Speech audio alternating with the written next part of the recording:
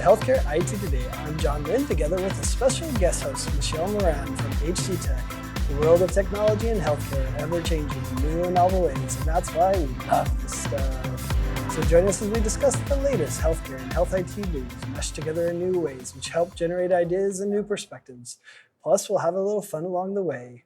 Today, we're going to be talking about solving real CIO challenges, and today's episode is sponsored by HC Tech, your partner for proactive, comprehensive healthcare IT services that empower your organization to optimize operations, mitigate risk, and focus on what matters most, patient care. Learn more about HC Tech and their comprehensive healthcare IT solutions at HC Tech, that's hctec.com. Be sure to follow the show on social media at the hashtag HITSM, and my personal account at TechGuy, and the HC Tech account at HCTECTN. Plus, check out our 18 years of health IT blog content at healthcareitoday.com. Welcome, Michelle. Thank you so much, John. Yeah, I'm excited to dive in. There's so much happening in health IT. We've seen a huge evolution of the demands on the CIO. So I'm really excited to have this conversation with you. But talk to me, I think one of the challenges for a CIO today is understanding the various brands as they evolve. Some are being acquired, some have new leadership, all of these different things. What do you think it takes to ensure your brand is kind of consistent across all your employees and really understood by your customers? Oh, it's a great question. And it's a really important question because, to your point, CIOs have to make big decisions every single day that affect their entire organization along with the patients and the reason we exist in healthcare, right?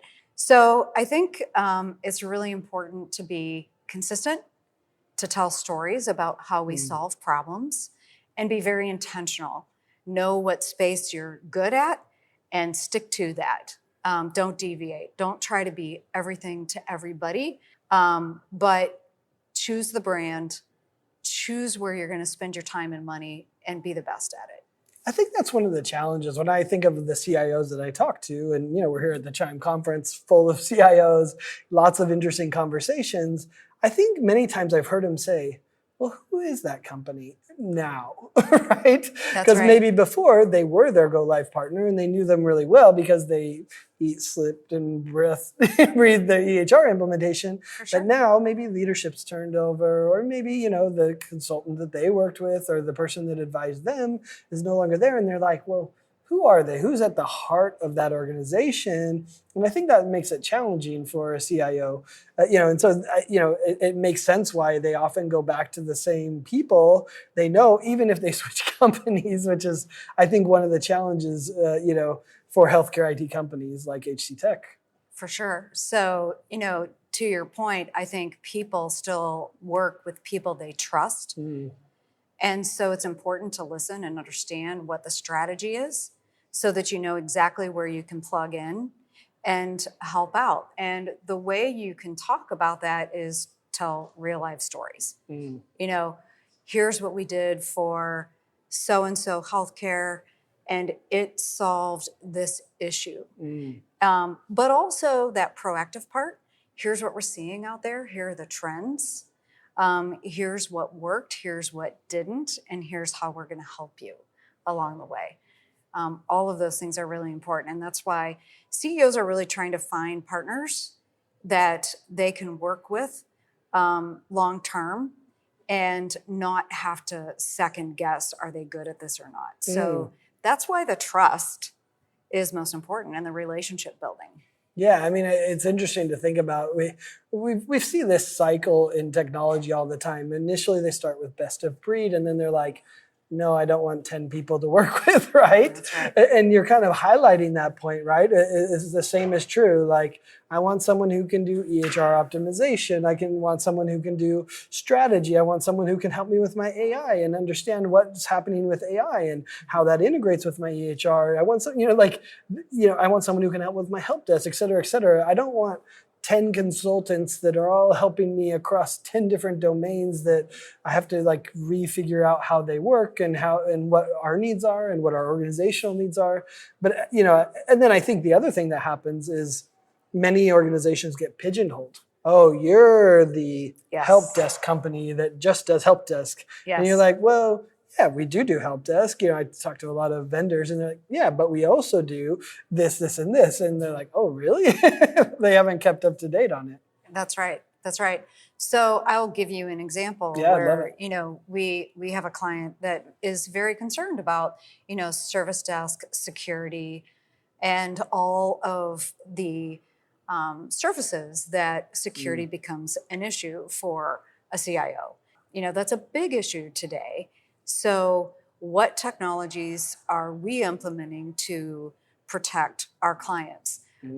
Is really an important discussion. We don't sell security, but we do think about how can we make sure that when a bad actor calls into the service desk, that it's not something that's going to impact one of our It's partners. not a point of vulnerability for the CIO. That's right.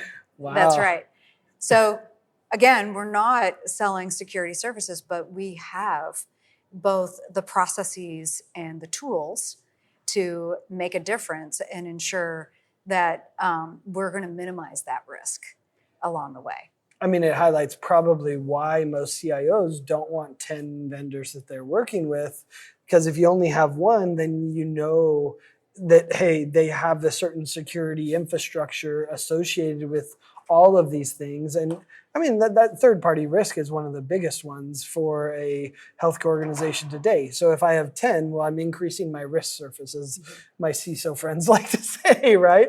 The risk surface is a lot bigger if I have 10 vendors, but if I have one or two that does 3 or 4 things, then that makes my third-party risk assessment and compliance and security that much better. So that's an interesting point. I hadn't really thought about that too, as far as the CIO looking at service desk.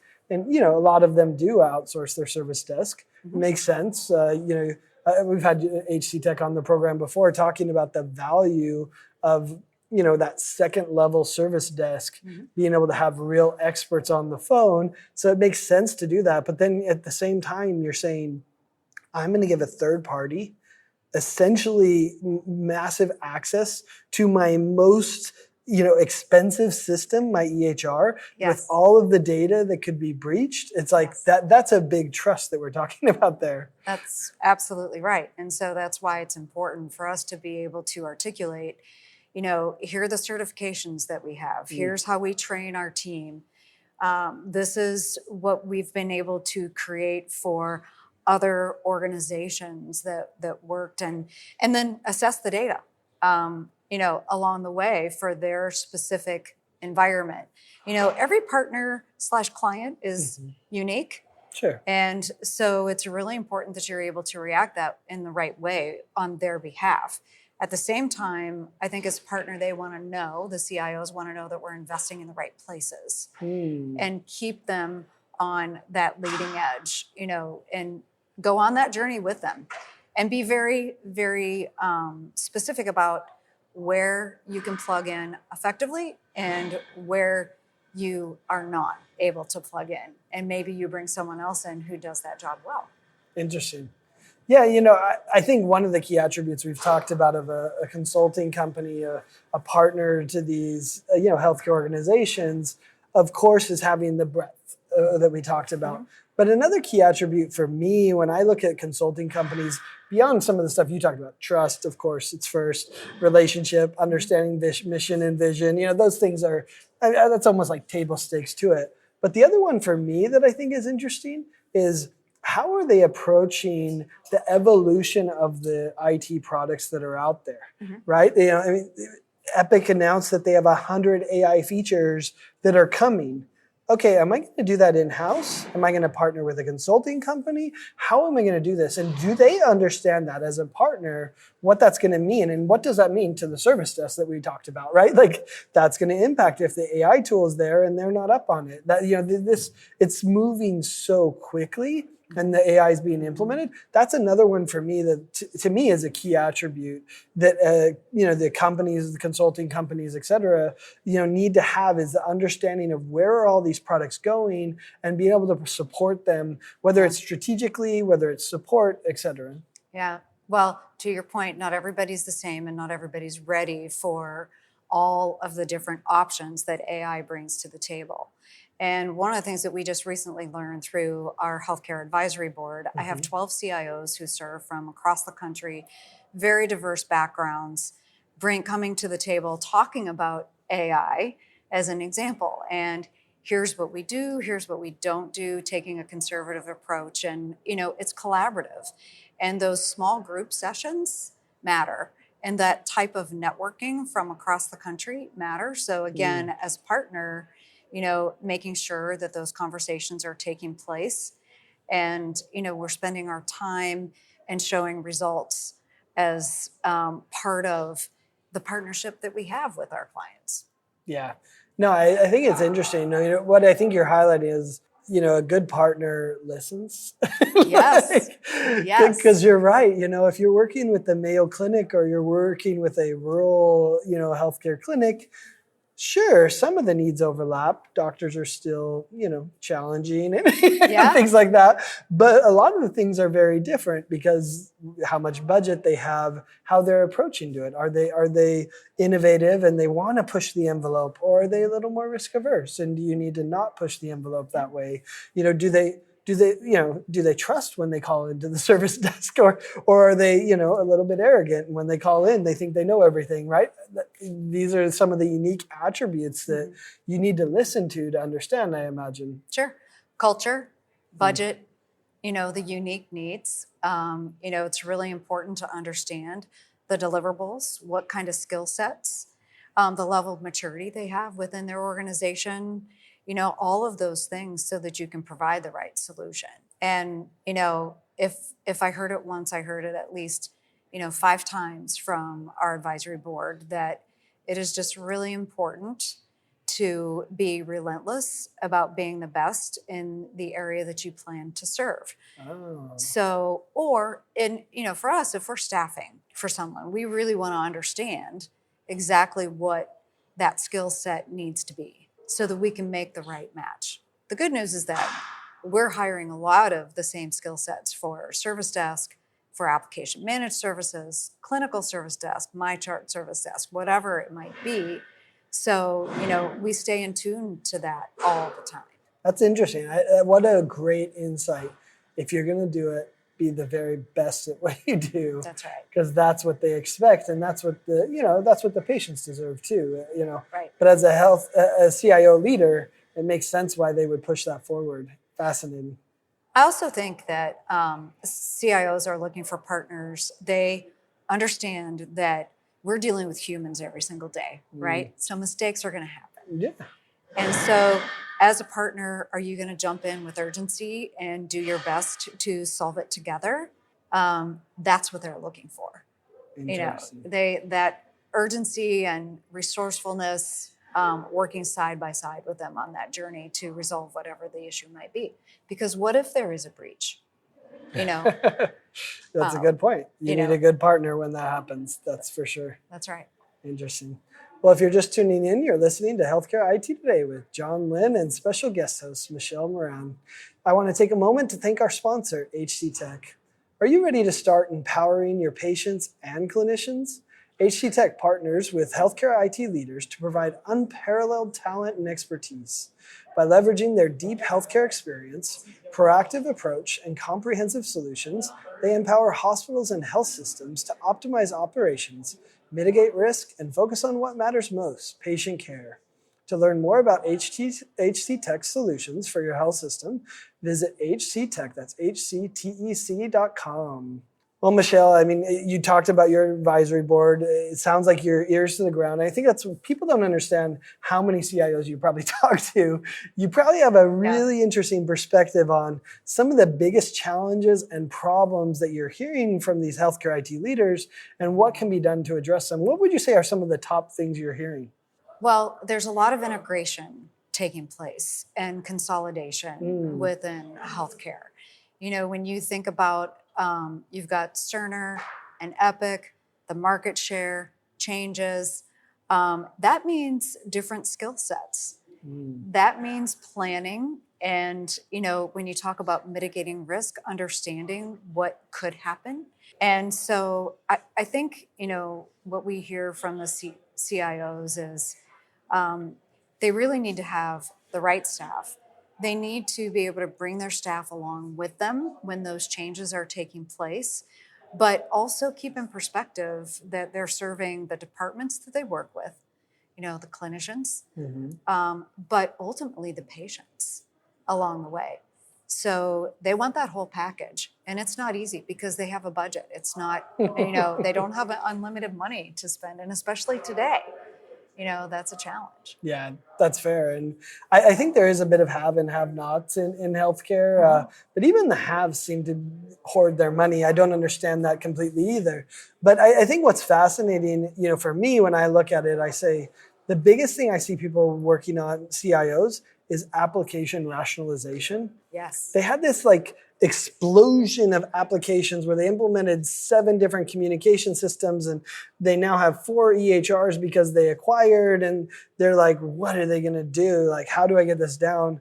I had one CIO come up to me. He's like, John, we were at 500 applications. We're down to 300 and we're going to make it to 2. Nice. Yeah. I was like, see, he cared, right? And he knew the value of simplifying the number of systems that they're on because it was so important to them. And so he made that a priority. Yeah, as it should be. Because if you think about how taxing that is on his employees, that's part of the equation too, is how can you manage that along the way? So, the other piece is, for example, healthcare system is migrating to Epic, but they don't have an inherent Epic team in place. That's a big deal. It is a very big deal. Retraining is tough. Yeah. So, and adoption. You spend millions of dollars to put this program in place, and you have to have the adoption in a very short period of time. So how can you plan for that? You choose a partner that can help you get there. And both short-term and long-term. Not just the migration, but understanding the ecosystem that they're dealing within. Yeah. I think one of the other challenges that I hear from CIOs is there's too much opportunity. Yes. And so it's just prioritizing the opportunities. A lot of them are going big in ambient clinical voice, AI medical scribes, which makes sense. There's so much value there, but there's also some that are really skeptical. Like, what's the ROI of this? Is it an expense? How is this going to evolve? Not to mention, who is the right one? Am I picking the right pony, right? Because if I choose the wrong pony, now I have what you just described, which is I have to switch from one, AI medical scribe to another. That's going to be an interesting thing. I mean, we saw this with EHR. Many of them chose the wrong one. Now they had to switch, right? It's the same thing happening again. But I think even going beyond that is okay, what other AI tools should I be doing? There's so much happening. How do I stay focused? And most of them tell me, let's go back to the strategic goals. That's right. And ironically, one of the biggest strategic things that they could do is actually not the AI sexy stuff that you hear at conferences. It's can I optimize my EHR? Could I add another template or another checkbox or another drop-down menu to make that doctor's life, 10% easier every day? And it's that's such a mundane thing, but it has such a big impact. And many, I hear this from a lot of CIOs. Sure, AI is great and I need to keep up on it because I don't want to get left behind. But EHR optimization is going to actually give me the most bang for my buck. That's right, because the clinicians use it every single day. So, giving the clinicians access to the information that they need and the training that they need on an immediate basis so they can keep doing what they need to do is critical. I think it's interesting because you probably talked to a lot of CIOs about this. Is there any organization that couldn't benefit from EHR optimization? My feeling is no, no one's optimized it completely. It's kind of like the RCM vendors. They go in, they're like, give me any company, any organization, their RCM is going to be off. I'll go find 5 million. And I'm like, really? And they're like, yeah, we do that all the time. I feel like the same is true with EMR. You could go into any of them and you could find optimization opportunities. Yes. Is that what you see? Absolutely. And, I'll tell you that we've helped organizations go from, 5 gold stars to 10 in the Epic space. Right. And it's all about, it takes time. It takes intentional focus, and it takes those skill sets, and both internally and externally, to make that happen. But when you do and you achieve it, there are a couple things that happen. Okay. Their employees become much more confident. The adoption is at a higher level. They know they're maximizing the cost that they're spending on the platform. And in the end, it's not as taxing on their team if they outsource it. So, Interesting. and they have the right partner to do that with. Huh. So we've done that several times with our partners, and very proud of that. But we're also, we also understand that everybody has, different models. So whether it's us placing people and training, or it's us doing the work for them, the bottom line is that we understand the whole ecosystem, which from a partnership perspective brings value to that CIO. Yeah, absolutely. And I think what's beautiful is that this isn't about shaming them. Like, there's a lot of really reasonable reasons why they haven't optimized, whether it was we were doing it in the implementation, but we had to cut it because we had to meet a timeline. That's right. And they just never came back to it, or someone was fired, or left the company, whatever, that they had a change of staff. There's like hundreds of reasons. It's not about, oh, you're a bad leader, you didn't get to this. It's like, no, in an EHR implementation, there's thousands of things to do, and you had to cut something because of different timelines or whatever it might be. So I think that's the other interesting. And then probably the other part is to your point, which is, do you have the right staff to be able to do that? That's right. Do they have the expertise to optimize? In fact, I think that's one of the other big questions for CIOs is around staffing. Can they find the right people? In some cities, yeah, they probably have a plethora of people That's right. that they can get. In a lot of cities, I live in Las Vegas, there's not a lot of people. There's not a lot of health IT professionals there. And so, it's a different discussion. It is a very different discussion. Geography matters. Yeah. But I think there's also other things like security, right? We see that when it comes to staffing, finding good security professionals who understand how to do healthcare and that we can pay, because we don't pay as much generally. I think that's part of that other staffing challenge. I'm sure you hear a lot of staffing challenges when you talk to CIOs. What do you hear? Absolutely. So sometimes what we hear is, we want someone who can do these three things. And normally in the marketplace, we've got 2 out of the 3, but that 3 makes it a unicorn. And so, those conversations have to take place around, we'll do our best to find that. But here's what you're really going to find. And really explaining, here's why this is a better scenario for you. Because in the long run, you're going to get more out of this person to contribute to your staff. So you have to have that honest conversation. It's like, guess what? That doesn't exist. Yeah. Unicorns are nice. That's right. But they don't exist. Yeah. We'll go do it. The 30 days. What's your time frame? We'll go look for it. But when we know that it's rare, it becomes more advisory for us because we have seen all the trends and can show them the data. Interesting. So, I think there's probably a message here that CIOs have to be flexible Because sometimes you just can't find, especially in certain areas, that someone that wants to do that and has the skills and expertise to be able to do it.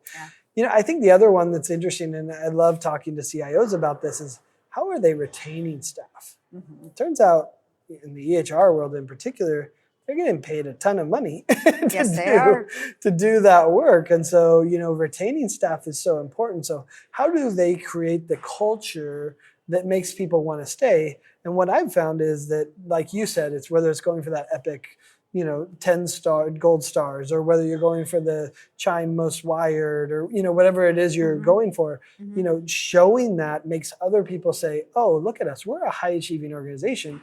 Do I want to go to a 5-star? Maybe there's some people who like that challenge, but a lot of people, the best ones, are like, no, let's do the high performing and let's take it to the next level.